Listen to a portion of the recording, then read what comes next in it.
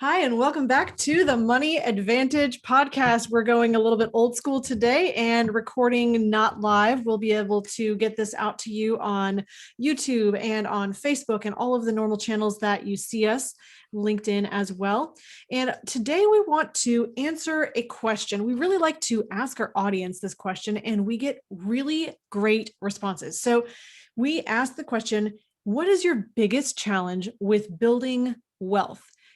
Now, hopefully you have considered this question on your own, because as you are building wealth, as you are building time and money freedom, I'm sure that you have encountered not a perfectly easy, smooth sailing ride on that path. So I wanted to share with you today a question from one of our audience members, and this is extremely insightful. We want to answer this really well for you today and hopefully spark your thoughts and your thought process on figuring out maybe what your challenges are in building wealth and how we can help you prevent and move around those obstacles.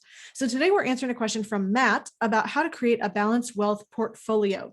And I want to read the question to you. He says, how do I create a balanced wealth portfolio that includes a mixture of short, mid, and long-term savings for now and the future? I'm weighing between, and he lists 4 options. 1, a backdoor Roth for someone who has been funding a Roth for 20 years. 2, a 401k. And he says, where to stop? Do you just fund to your match? Or what's the income level where a couple loses the tax advantage of fully funding?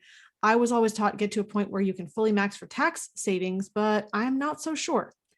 Number 3, an independent stock investing in a basic brokerage account, or 4, whole life cash flow accounts. And he adds, when does it make sense to start adding this into one's investment strategy? Now, if these are questions or thoughts that have ever been on your mind, I really want you to listen in today. If you have been thinking through all the pieces of your financial plan and really doing the best that you can with your money, I want you to hear what we have to say about this specific question. So tune in to this show now. Bruce, thank you so much for joining me for this conversation. And what I think is really interesting, I'll just kick us off really quickly here. I think this is really getting to the heart of probably what's on most people's mind when it comes to their money and thinking about the future. How do I handle all the things? Where do I put my money to accomplish my goals? And I think my goals should probably be short, mid, and long range, because I've heard that before. But how do I most effectively get everything working together to do as best as possible for me? I mean, that's what I'm hearing behind this entire question. Mm-hmm. Yeah, and I think Matt's trying to answer questions with what I would consider more traditional thinking. So first of all, he thinks that you can just ask a question with limited information given and get the answer. So in other words, he said, tell me what's best between a Roth, a 401k, independent stock investing, and then whole life. And I would say, well, we really can't answer that question because we do not know your current cash flow, your future cash flow needs, how you feel about these different things. Because he did mention that he was always taught to get to a point where he can fully max for tax savings, but now he's not sure. Well, now he's starting to think, which is good. And then the other thing is why are you investing? Why are you saving? That's a big question.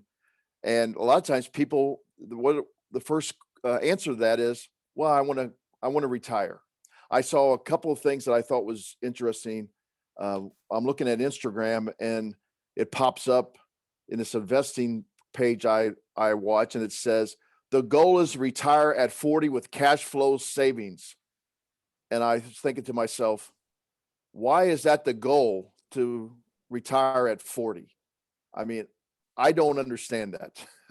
Now maybe that's somebody's goal, right? But this is an investing Instagram post that says that is the goal. I mean, that was exactly how I would say it. The goal is to retire at 40 with cash flows investments. And I'm thinking, who determined that? Right. And what age? And why retire? And I like the cash flow investments part of that, but why does it have to be 40? And when are you starting? I mean, are you starting at 18 or are you starting at 39? I mean, there's a lot missing in that context. And then we have to determine what the meaning of retire means, Yep. because it drives me crazy when I see these big things on YouTube. And so I retired at 30 and now I travel the world. And then you find out they, like Drew Binsky is a travel expert who's been at 100, all 194. And, he doesn't say this, but this is what people say. And I write a travel blog and I do video on YouTube and I do this and I trade options and I do that. To me, that's not retire. You're still working. Now what you really mean is I retired for what I didn't like doing. Mm-hmm. So you I have quit to my consider job. that.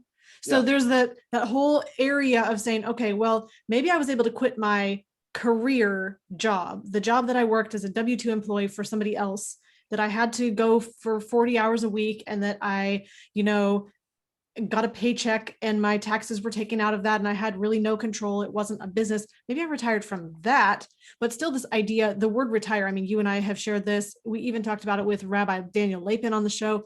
The whole idea of retiring means to put out of use. And none of us really want to be put out of use. Instead, we want to have streams of income. If you layer that over onto Robert Kiyosaki's thinking, that is, I have businesses and I have investments that are systematized that other people are working in. So I'm managing a team and I'm managing processes and technology and automation. And those things are producing a stream of income where I don't have to personally show up to make every single thing happen. I don't have to lick all the envelopes and I don't have to hand write every single piece of paper that happens in the business. And I don't have to personally oversee every single element of this. But that still doesn't mean retiring. So you and I share this idea that we want to continue working in our unique ability, doing the things that energize us and give value to the world. But let's just not call it retiring. Yeah. So a couple things, and we'll get back. I mean, I think this is all part of Matt's question because it's about how do you think, and are you thinking about your thinking? That's the other thing is, why am I thinking this way? Why am I changing my views of this? I used to believe that you pour all of your resources into your business and you don't take any money out of your business. Because that actually hinders the growth of your business. But then I used to own an auto repair business in San Diego that was only about 7 miles away from Camp Pendleton. It had 35,000 Marines, and it was only about, I don't know, maybe 10 or 12 miles away from the main training facility down in San Diego. And then we had Miramar, and we had all these. My point there was, at the time, it was 2001, and we went to Iraq, and there was 250,000 initial soldiers that went to Iraq, and 50,000 of them came out of San Diego County. So about 20% of them. Well, the auto repair place that I had a nationwide warranty, so that when these Marines and these Navy people went to other places, they liked to come to our shop because when they got redeployed to another state, the warranty would go with them. Well, suddenly 50,000 of my customers left, and we didn't have any cash flow off of those customers. And so it got me to thinking, well, maybe it is good to kind of, have a hedge against your business, because some things are out of your control. COVID's another great example. Absolutely. For years, I would have said, for restaurants, put more money into your restaurant. Don't pull it out and put it into other investments. So you have to think about your thinking. How are you? Why are you thinking this? Why are you changing your thought process? Here's another one. So, I guess this is going to be later on, but right here, they're changing the way our verbiage. This is high yield savings account at 0.4%. So they're trying to change our thinking, what actually high yield is. Well, because compared to 0.02, right, it is high yield. It is very high, but compared to what invest or savings accounts used to get 20 years ago, it's nothing. So I would say to Matt, with all due respect, in order to answer this question, you really have to sit down with a qualified financial professional. And I know a lot of people get, kind of upset about this. Just give us the answer. But order to do a fiduciarily responsible job, you have to sit down with a qualified professional to go over all your goals and aspirations. It's what is called in our industry by FINRA, the Financial Regulatory Authority. And frankly, now there's a new best interest contract that's moving into the insurance industry. It's called Know Your Client. So you must know all of your client's assets. You have to know your client's cash flow. You have to know the taxes. You have to know their goals and risk tolerance. So that's why we can't just say out on a recording, oh, you need to do this and this and this. One thing I did notice, Rachel, and maybe this was a typo by you or him, or maybe it was just a misunderstanding. The backdoor Roth, he said, for someone who has been funding a Roth for 20 years, well, a backdoor Roth, you actually have to have a regular IRA that changes into a Roth. And there are some advantages of that. But once again, you have to look at the entire, financial picture to determine what those are. So let's talk about some of the basic questions that we would ask, people. So one, we need to understand, you need to understand the fundamentals of all your different decisions, what goes into those decisions. Then you usually, like engineers always say, the simplest answer is probably the best answer. So simplify it.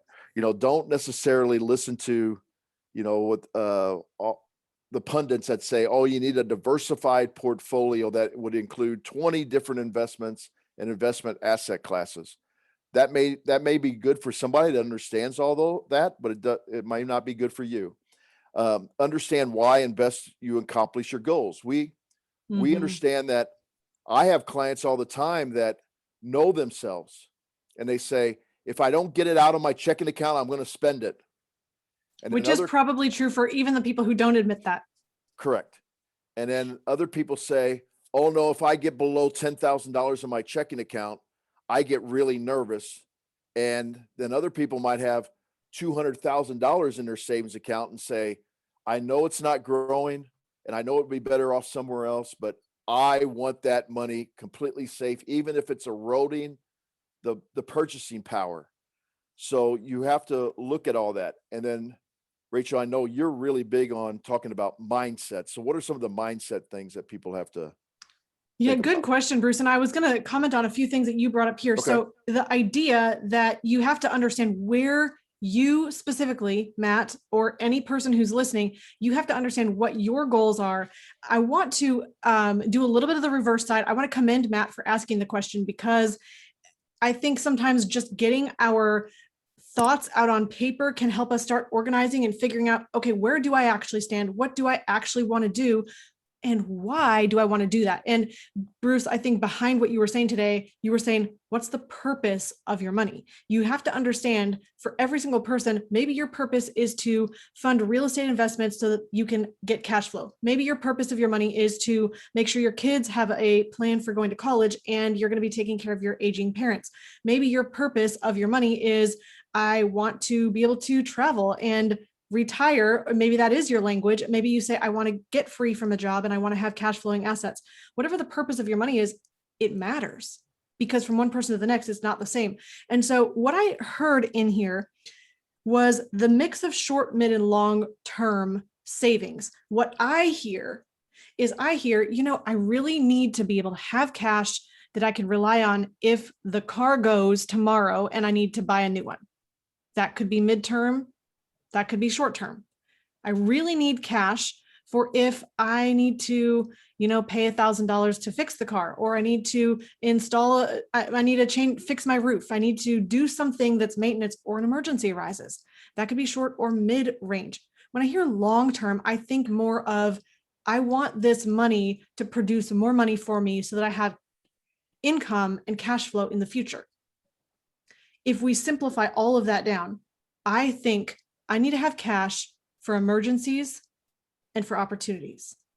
And for me, this is my thinking. If I can think about building a pool of capital that I can access for emergencies and opportunities, then I have short, mid, and long-term savings. I'm in a position now where I'm saving cash and I have this capital that I can access whenever for whatever I need. And we can talk more about that in a second, but mindset, Bruce, is extremely critical. And I think this is the number one thing that any person listening should be working on. And the number one thing that all of us who are growing are also continuing to work on. There's no such thing as I fixed my mindset and now it's done. It's really this continual working towards abundance thinking versus scarcity thinking. And I can be the first to admit to you that I can slip back into scarcity thinking. And scarcity thinking is, I don't know if I can do that. It's going to be too hard. What if I lose money? What if it doesn't work? What if I don't know what I'm doing? What if I look stupid? What if I say the wrong thing? What if the world falls apart and everything, Right. goes to hell in a handbasket? So instead of thinking about, I don't have enough, I can't afford that, abundance thinking switches the tables and says, I am created with infinite capacity. I have a creative mind. And as I create value for other people, I have dollars flow into my life as a result of that. That means I can create anything, which means I can figure out how to get more money to do the things that I need to do and figure out how to manage my time and my energy and my talents and my skill set and my unique abilities to do the most good in the world that I can possibly do. And that abundance thinking actually increases the whole world for everyone.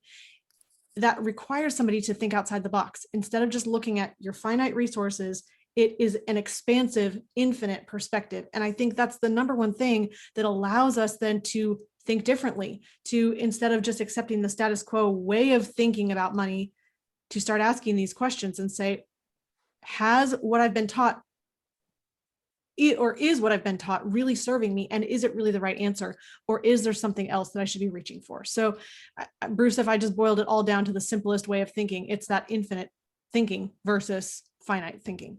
Mm-hmm. And mindset also is a feeling that you're in control. I think that's really, because people say, well, I actually had one of our clients say to me, how did you change your mindset? And I said exactly what you just said, Rachel. I said, well, I'm constantly challenged by my mindset, and I'm constantly being aware of it. Mm-hmm. And so I think writing, journaling, putting things down on a piece of paper helps you in that situation. I also think surrounding yourself with people that think the same way that you think, or that you think the way you want to think. Yeah, that would be a better way to say it. And then also realizing that it's okay if you fall off the wagon, as they say, every once in a while. I think I've mentioned this on the podcast before. Every month I look at my mortgage bill and pay it. I'm like, well, why don't I just round that up to a round number, and I don't know why that creeps into my head all the time. But it does. Also, I think people have to get out of this thought with mindset that, well, becoming time and money freedom is hard. Mm-hmm. So I have to sacrifice to get what I want. Now, we talk about delayed gratification, but what we're saying is you're not going to feel badly by doing what you're doing. You're just delaying feeling good about what you're doing in the future. You should be feeling good that you're delaying it. Hey, I'm proud of myself that I'm doing this. Do I really need this right now? Or, hey, I need it right now, but why don't I just create some other income sources? And Bruce, the way I think about that is that if you know where you're going and you know that the path that you're on will take you there, then you can feel really good about the steps of progress that you're making, even if you said no to something that you might have really wanted to buy today that you're going to be able to buy in the future, if you know you're on that path. So I didn't want to take away the words from your mouth, but I think knowing that you're progressing can be extremely rewarding. Is there anything else that you wanted to share on that, Bruce, about your mindset and specifically being able to have the delayed gratification and feeling good about that? No, and I being aware, we already talked about that. That's the same as plugging your money leaks, mm-hmm. And that's important, looking at different ways. I was before the podcast today, I was sitting down with my commercial insurance broker, and we were looking at one of the businesses I own. You know, we're shopping the commercial insurance for it, and we're going to save $1,800 bottom line for the business this year, which is, some people might say, well, is that really worth it? Well, it's not only 1,800, but it's what the 1,800 can do to actually build more cash flow in the business. Yes. So, and where you could invest that in the business today, what it could have created, can that 1,800 create 4,000 this year? Can that compound and grow? And what is the opportunity cost of not having saved the 1,800 this year for the rest of your lifetime? Correct. So that's just an example of a money leak that you have to constantly be looking for. So I think that, some people would say, well, that's a scarcity mindset. Why don't you just go produce $1,800 more in the business? Well, because we're looking at that compounding effect of that. Yes, that's what I'm doing. I'm saying I can take that 1,800 and use it in the business to produce even more money. Yes. And I think the reason that we're even starting from that point of saying, how do I keep more of my money, is that if you're thinking long-term, which Matt is, and you probably are if you're on this show or you're listening to this show, if you're thinking long-term and you say, how can I create as much money as possible so that I can have cash when I need it today, and I can also have cash to create an income stream in the future. If I'm in a position of doing that, I need two things. I need to make sure that I'm keeping and controlling as much of my money as possible. So that means if you have an income of $500,000 a year, but you're spending $499,999, you're not going to move forward very fast because you're spending everything that you make. However, if you have that same income, but you're saving or putting half of that cash each year towards a future lifestyle and building time and money freedom, you're going to make traction a lot faster. So I really see two sides of the question. First, how do I get as much of my today's money that I'm making put into this bucket of putting towards the future? And then how do I allocate what is that cash for the future? And so that's why we're first talking about, first, you need to plug the money leaks in your current income so you can have as much cash flowing over into the future as possible. Then do not forget this step, protect that money. A lot of people just say, well, first I'm just going to increase my savings from 1,000 to 2,000 to 5,000 a month to 10,000. Now I'm saving 10,000 a month. Okay, great. Let's invest that money straight over here. Let's plug that into a business. Let's plug that into the stock market. Let's plug that into real estate. And pretty soon we've jumped over the protection component where you want to say, how do I make sure that all my wealth is in this house, that if a storm of life comes and hits that roof, it's not going to come inside of your house and tear apart what you have built? So that is all of your insurance protections. Bruce, you just mentioned some commercial insurance. That's commercial insurance in your business. It's auto, homeowners, umbrella coverage. I hope I said that correctly. Having life insurance, disability, health insurance, all of these pieces will insulate you and protect you, put that really strong roof on your house so that when the storms of life happen, because they do happen, nothing can come in and damage the wealth that you're building.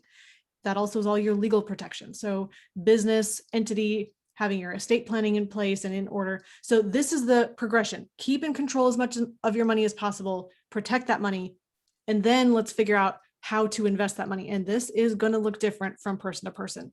Yeah. If you want to know what that feels like, cancel your auto insurance, then get in your car and drive around the city for the next 4 hours and see how you feel and how you react and how. Bruce, that's a good analogy. Yeah.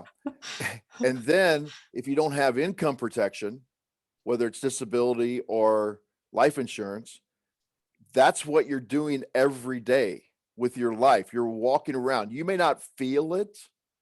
Because the difference between the auto protection, I think, and life protection is you're going to be nervous doing that. One of the reasons you're going to be nervous is you're actually going to have to potentially pay for the damages of somebody else's car. Mm-hmm. If you cause the damage, yes. You cause it. With life insurance, people are saying, well, I just lose my income, but especially if you're married and have responsibilities or business partners, that's a burden you're putting on them. So, A but huge burden. people don't think of it that way for some reason. So, I think that people don't think about it consciously, but right. subconsciously, you know that you're walking around with that kind of liability. And Yeah. the crazy thing is that causes you to not make as confident of decisions. Right. But most people are unaware of that subconscious thing that's happening. So when you have the protection, it gives you the ability to then go make more money with confidence. So Bruce, let's go ahead and I think we can jump to real quick and we can talk about the difference of where you can put your cash. If you're in a position now, maybe you have a good cash flow, you're keeping as much of your money as possible. You're saying, okay, now let's go ahead and put that over into a plan for the future. And again, this is something that we cannot talk about specifically. We can't tell you, Matt, exactly what to do, or you, any listener who's listening, because it depends on everything. Bruce, you mentioned your financial picture. It depends on where your cash is sitting, how much you have at this point, what your financial decisions have been leading up to today that are causing you to have these questions on your mind. It depends on if you've been saving anything, if you have lost a lot, if you've not saved anything, if you have 5 businesses, if you have an income of $1 million a year or 40 million or 10,000. It matters where your cash is flowing and where it's sitting. And that is a very simple way of saying your entire financial picture, which is a little bit more complex than flowing and sitting, but that Right. will tell us a lot about where your cash is. So Yeah, Bruce, now go ahead. So we already talked about the purpose of the money. Mm-hmm. And sometimes when money's sitting at different places, it can actually take care of 2 different or 3 different purposes. But money can only sit in 3 places when it comes to taxes. It can sit in a taxable position that anything you make on that year, you have to pay taxes on it. Now there's a variety of different taxes you might have to pay on it, but that's for this year. Then the second place it can sit, which unfortunately, in my opinion, is where most people have the money, is in tax deferred. Mm-hmm. And tax deferred means that at some point you're going to have to start taking money out of it. But the worst part about it is you cannot take, under current tax law, you cannot take money out of it until, in most cases, 59 and a half. There are some exceptions at 55, depending on how your 401k is set up. Or you can do something called a 72T, which is another, a whole show we could do on that. But just for those people that understand this, they're going to say, oh no, there's another way. And I know there is, but it's very rare.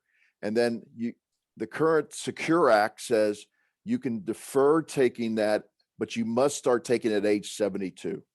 It used to be 70 and a half. Now it's 72. There's a little caveat that I want people to understand on that. It used to be when you would pass that on to the next generation, not your spouse, but the next generation, they used to be able to stretch it out over their lifetime of required minimum distributions, starting immediately at any age, but they could stretch it out over their lifetime. The Secure Act is now forcing people to take it out over a 10-year period. Now, let's just think about this. If a person's average age of mortality is somewhere around 78, and they had you as a child at 22, which that doesn't happen very much anymore, but you're at 56, if my math is correct. Yes. It just so happens 50s happen to be the time that you have the greatest income generally. So now you have to take any inherited money and stack it on top of your income in 1/10 increments instead of over your entire lifetime. That takes tremendous planning to minimize taxes in that situation. And then the final one is tax-free. And tax-free can be equity in your home. Of course, you have to get permission to pull equity out of your home. Municipal bonds, people would say are kind of risky right now because municipalities are on shaky grounds, and they're triple tax exempt and they're not paying very much. It could be a Roth IRA. Once again, we have problems with access. And oh, by the way, you still have to take the money out of the Roth IRA over 10 years. It's kind of a weird thing, but you do. And and then finally cash valued life insurance.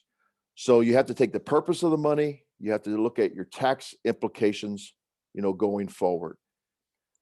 And I would think if I can get across one concept in this podcast, it's about strategy. It's not about products. I tell people all the time, because everybody's always looking for the best product. What's the best product? What's the best company? What's this? What's that? These companies would not be able to sell products if they weren't decent companies or decent products. So quit fixating on the best product. Fixate instead on the best strategy for your mindset. Bruce, I love that. And I think the biggest question then that comes to mind, because I think anyone listening would say then, okay, I've saved the cash. I'm putting the cash into some holding tank, and I have some allocation of taxable accounts, which I pay tax on this year, tax deferred, which I don't pay tax this year, but I do pay tax when I take the money out that you said, and also tax-free accounts, which means I pay tax before the money goes in, and then I don't pay tax as it grows or when I take the money out.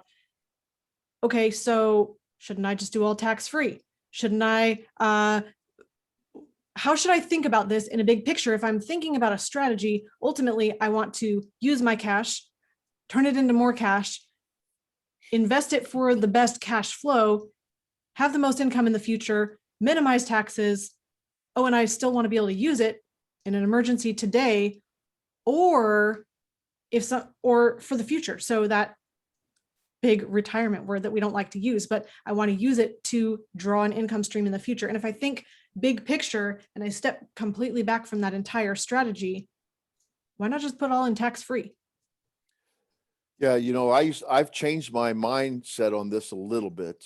I would say once again, and I know people, it depends. If you have a business or you have some kind of cash flowing assets that even when you're in retirement that are going to show up on your 1040, your tax return, then having all your other assets being tax-free is not a bad idea.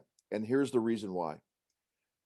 Before the 2017 Tax and Jobs Act change for our federal taxes, the exemption for deduction on your taxes was around $12,000 for a married couple, $6,000 for a single. The Tax and Jobs Act actually doubled that. So what I'm finding out now, the strategies of having all your money in the tax-free, you're not taking advantage of potential future ability to actually put some money in a tax deferred, minimal amounts in a tax deferred, and then you could have a strategy where you're taking it off your taxes this year, but because of that $24,000 tax deduction exemption, you can actually pull up to $24,000 out, not pay taxes in the future also. So you never pay taxes on it. So it's kind of like tax-free.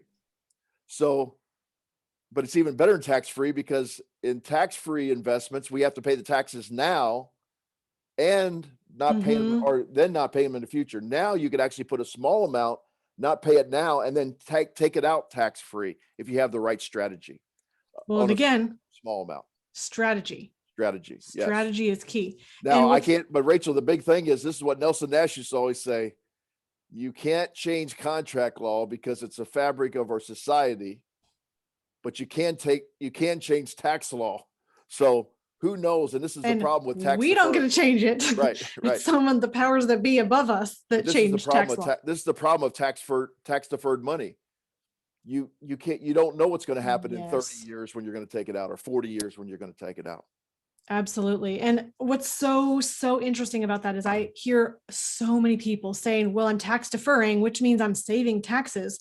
And the challenge is, if you're just saving tax today, but postponing the tax bill for the future, you don't control the tax environment of what the thresholds are going to be, what the tax rates are going to be, what your income is going to be, which is probably, if you're successful, going to be higher than it is today. And you're probably going to have fewer exemptions, and you're in a position where you might actually pay a lot more tax in the future than if you had gone ahead and paid it today. So defer is a fancy word for postpone. Defer sounds a lot, you can kind of shuffle that and wave it behind some magic cards and it sounds really nice. But remember, defer means postpone.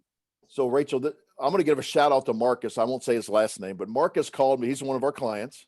And Marcus called me the other day and he said, my dad had his taxes done at his CPA, and his CPA said, well, you're going to owe this much in taxes, but if you put $7,000 in an IRA, we can reduce your tax bill to this. And I said, Marcus, because I knew Marcus and his dad were into real estate. And I said, can I see your dad's tax return? Because you guys are taking a lot of real estate losses, right? He goes, well, yeah, we're taking a lot of real estate losses. And I said, so I bet your dad's hardly paying any taxes in the first place. And he goes, sure. So he sent me it. And sure enough, because of what they had done this year, his dad was way down in the 12% tax bracket. And I said, you and your dad are going to continue to build, because they also started this other fitness workout facility. I said, you guys are building all these businesses and you plan on having all this income, later on, right? And he's like, yes. I said, so I would tell your dad, why would you save, I think it was like $1,200 now to only take it out in the future? First of all, lock up $7,000, which you could be using for your flipping businesses and buying more businesses, only to pay more in the future. And Marcus goes, Bruce, I knew that's what you're going to say, but I wanted to make sure that I was looking at it the same way. So these are the kind of things that you have to think about, not just let your CPA, who doesn't look at the entire financial picture, just tell you, oh, if you want to reduce your taxes this year, put $7,000 in a IRA. I always tell people, ask your CPA, is that going to save me the most taxes this year, but cause me to pay more taxes in the future? Or is that going to save me? Can I save less taxes this year, thus saving more taxes in the future? And they're never asked that question. It's so interesting. And again, it all comes down to strategy, and strategy is not something that's a point in time today. Strategy is your entire lifetime. So we need to come to a close here in the next couple of minutes, but the big picture is, to Matt and anyone listening, what's the purpose of your money? And I would encourage you to think this way. It's not just about saving money for short, mid, and long-term savings. It's really about saying, how can I do as much as possible with this cash? And here's my big picture challenge. If I think about money for the future, it's really easy to break down money that you're putting into the future into savings and investments. Savings is going to be something that is there for you. It is liquid. You can access it. It's not going to drop in value. Investments, usually we jump our mind to an investment because we're growing our money at a higher rate than what we can get in savings. The problem is, with an investment, you add on some risk and you have the possibility of losing that cash. And so if I think about, well, I could save my money if I just want to keep all this cash available, or I could invest my money. The challenge is we think of it as an either or. And it's not an either or conversation. Really, you have the ability to save cash and also invest the same cash. It just takes the right strategy. And so if you are looking for a way to be able to do that, to leverage your cash, to save it and be able to invest it, to boost returns, to have access to capital for emergencies and opportunities, and to be in a position where you're not only growing your capital, you're also growing a death benefit that can pass on a legacy for future generations. Now we're talking about infinite banking and using a specially designed whole life insurance product. Now, this is something that anyone can use. It is certainly not the one product for everyone to use. But the interesting thing is, if you're looking at the purpose of your money, and I'm saying, I want to minimize my taxes in the future, this will help you do that. If you want capital to have available for short, mid, and long-term growth, this will help you do that. And if you want to make sure you're in a position of saying, I don't want limits on how much I can put in, like I have with a Roth. I don't want to have limits on my income, where if my income is over a certain threshold that I cannot put any more cash in. I want to be in a position where I can save and invest and do the most with my money possible. So Bruce, I know that this was a kind of a short show today, but at the same time, I feel like we've covered a lot of ground. If you are interested in finding out more about any of these topics that we've addressed, or you want to figure out how in your personal financial life to say, how do I maximize and keep in control as much of my money as possible? We'd love to talk to you, and you can book an appointment with our advisor team at themoneyadvantage.com. And that will take you over to our calendar. You can click the button right on the front page, which will jump you over to our calendar page, and you can go ahead and do that. Now, if you're interested in asking us a question, you can email hello@themoneyadvantage.com. And I wanted just to let you know that we are here to provide you the education and the resources that you need to really be able to do exactly, Bruce, what you said. Step back and look at the strategy. It's about the strategy, not just the product. Bruce, anything you want to share before we close out? No, I just, I appreciate the question, and I'm looking forward, if Mark's listening, to talking to him, because I do like people that at least are thinking through their financial picture. Absolutely. Well, thank you, Matt, for the question. Thank you for listening to the show today. And we will see you next time. In closing, remember, success leaves clues. So model the successful few, not the crowd, and build a life and business you love.